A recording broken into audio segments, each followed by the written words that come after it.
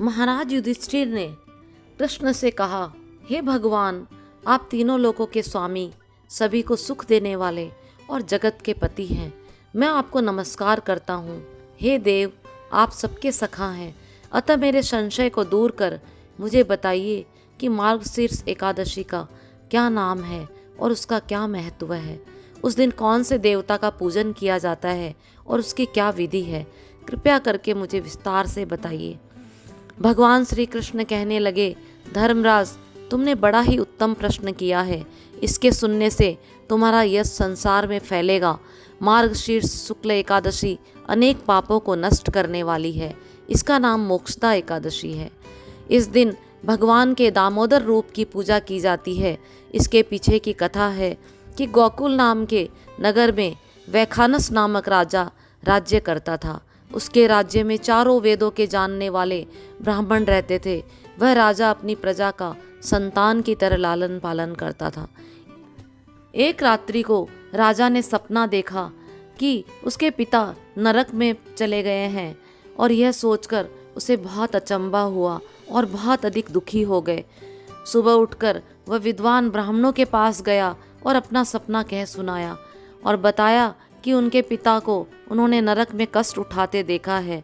और पिता ने उनसे कहा कि हे पुत्र, मैं नरक में पड़ा हूँ, यहाँ से तुम मुझे मुक्त करवाओ। जब से मैंने ये वचन सुने हैं तब से मैं बहुत बेचैन हूँ। मुझे इस राज्य, धन, पुत्र, स्त्री, हाथी, घोड़े आदि में कुछ भी सुख नहीं लग रहा है।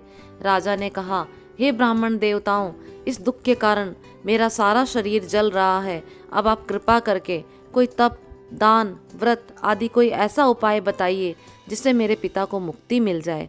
उस पुत्र का जीवन व्यर्थ है जो अपने माता पिता का उद्धार न कर सके। एक उत्तम पुत्र जो अपने माता पिता और पूर्वजों का उद्धार करता है वह 1000 मूर्ख पुत्रों से अच्छा है। जैसे एक चंद्रमा सारे जगत में प्रकाश कर देता है परंतु हजारों तारे नहीं कर सकते। ब्राह्मणों ने कहा, हे राजन, यहाँ पास ही भूत, भविष्य, वर्तमान के ज्ञाता पर्वत ऋषि का आश्रम है। आपकी समस्या का हल वहाँ जरूर मिलेगा। ऐसा सुनकर राजा मुनि के आश्रम पर गए। उस आश्रम में अनेक शांत चित्त योगी और मुनि तपस्या कर रहे थे। उसी जगह पर्वत मुनि बैठे थे। राजा ने मुनि को साष्टांग दंडवत प्रणाम किया।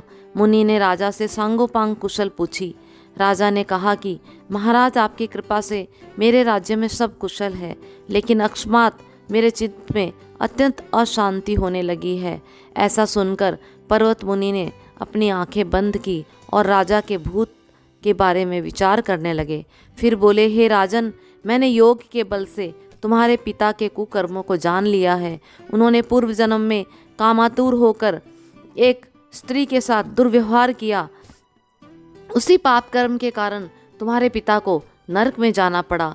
तब राजा ने कहा, इसका कोई उपाय बताइए। मुनि बोले, हे राजन, आप मार्गशीर्ष एकादशी का उपवास करें और उस उपवास के पुण्य को अपने पिता को संकल्प कर दें। उसके प्रभाव से आपके पिता की अवश्य नरक से मुक्ति होगी।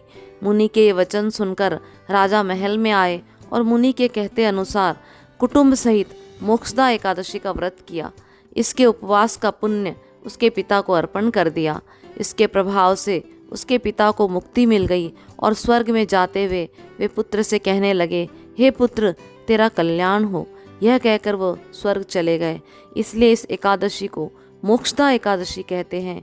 जो लोग इस एकादशी का व्रत करते हैं उनके सारे पाप नष्ट हो जाते हैं और इस व्रत से बढ़कर मोक्ष देने वाला कोई अन्य व्रत नहीं है। इस दिन के बारे में ऐसी मान्यता है कि मोक्षदा एकादशी के दिन भगवान श्री कृष्ण ने अर्जुन को कुरुक्षेत्र की धरा पर मानव जीवन को नई दिशा दिलाने वाले गीता का उपदेश दिया था। इस कारण आज के दिन को गीता जयंती के रूप में भी मनाया जाता है। इस दिन तुलसी की मंजरी व धूप आदि से दामोदर भगवान की पूजा करनी चाहिए और लाल या पीले कपड़े में लपेटकर गीता की नई प्रति भी स्थापित करें और गीता का एक अध्याय अवश्य पढ़ें। जय बोलो श्री कृष्ण कन्हैया लाल की जय, विष्णु भगवान की जय।